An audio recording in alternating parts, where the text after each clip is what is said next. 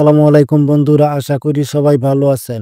আপনারা হয়তো ইতিমধ্যে অনেকেই জেনে গেছেন এখানে সবারই কন্টেন্ট মনিটাইজেশনটা চলে এসেছে। কিন্তু দুঃখের বিষয় হইলো এখানে কিন্তু সবারই এরকম লক করা। তাহলে আজকে আপনাদের সাথে দেখাবো, পুরো ভিডিও জুড়ে থাকবে এই লক কিভাবে আপনারা আনলক করবেন এবং আনলক করার পর কিভাবে কন্টেন্ট মনিটাইজেশন পাবেন। এই লক করা থাকলে কিন্তু আপনি কখনোই ব্যাংক সেট আপ করতে পারবেন না, অথবা এখান থেকে কোনো প্রকার আর্নিং করতে পারবেন না। তাই ভিডিওটি অনেক গুরুত্বপূর্ণ হতে চলেছে। পুরো ভিডিওটা কন্টিনিউ করেন, কোনো অংশ টানাটানি করবেন না, তাহলে কিন্তু গুরুত্বপূর্ণ অংশ মিস করতে পারেন। তাই আপনাদের বলবো ধৈর্য ধরে পুরো ভিডিওটা দেখেন আপনারা কিভাবে এখানে আনলক করবেন। প্রথমে আপনারা আপনাদের এই কন্টেন্ট মনিটাইজেশনে চলে আসবেন। ভিডিও লম্বা হবে যদি আমি শুরু থেকে দেখাই। ইতিমধ্যে আপনারা সবাই কন্টেন্ট মনিটাইজেশনে আসতে পারেন, সেটা আমি জানি।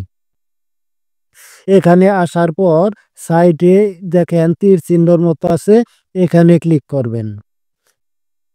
এখানে ক্লিক করার পর হয়তো একটু এরকম লোডিং নিতে পারে। হ্যাঁ, এখানে আসার পর আপনাদের সামনে এরকম একটা ইন্টারফেস শো করবে। এখন এখানে নিচে দেখবেন আই এম ইন্টারেস্টেড নামের একটা অপশন আছে। এই আই এম ইন্টারেস্টেডে ক্লিক করবেন। আই এম ইন্টারেস্টেডে সবাই ক্লিক করবেন। ক্লিক করার পর এখানে আপনারা একটা ব্ল্যাঙ্ক ঘর দেখতে পারবেন। মূলত এখানেই হলো আপনাদের কাজ। এখন এখানে সঠিকভাবে অনেকেই সাবমিট করতে পারে না, তার কারণেই কিন্তু আসলে অনেকের কন্টেন্ট মনিটাইজেশন সেটআপটা পেতে অনেক সময় লাগে বা অনেক দেরিতে পায় এবং অনেকেই পায় না। আজকে আপনাদের দেখাবো কিভাবে সঠিকভাবে এখানে আই এম ইন্টারেস্টেড সাবমিট করবেন এবং এখানে লিখবেন। হয়তো আমার কাছে অনেক কমেন্ট আসে, অনেকেই এখানে কিন্তু কোনো কিছু না লিখেই তারা সাবমিট করে দেয়।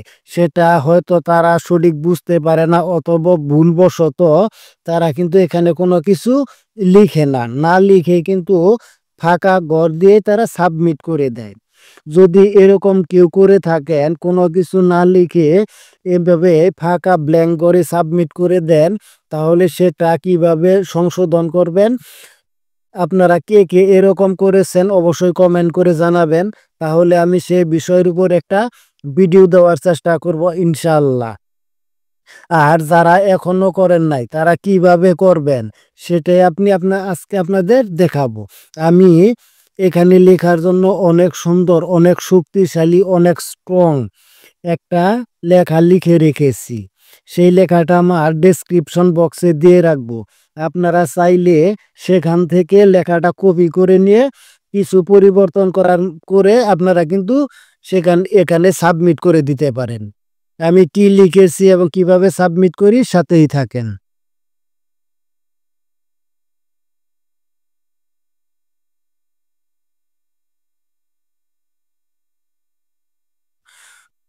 বন্ধুরা, চলে যাচ্ছি আমার নোটপ্যাডে। আমি আমার নোটপ্যাডে চলে আসলাম।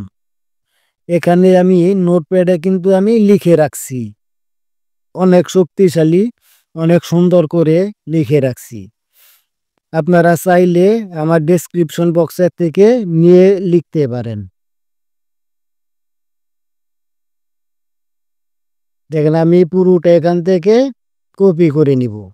এখান থেকে আমি কপি করে নিলাম। আপনারা চাইলে এখান থেকে আমার ডেসক্রিপশন বক্স থেকে নিয়ে নিবেন। তারপরে এখানে যে পেস্ট লেখা আছে, পেস্টে ক্লিক করবেন।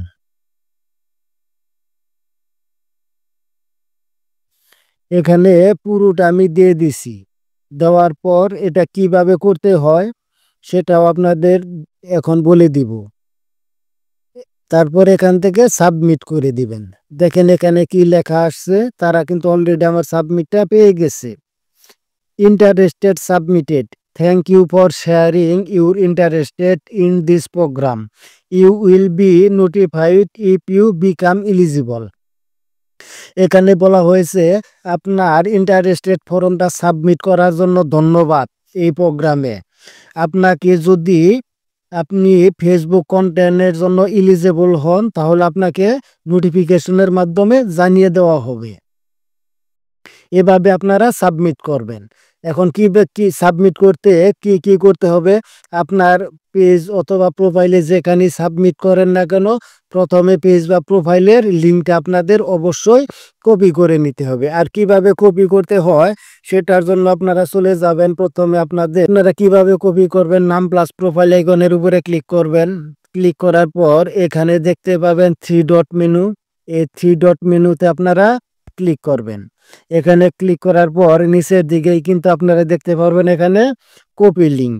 এখানে ক্লিক করলেই কিন্তু আপনার লিঙ্কটা কপি হয়ে যাবে।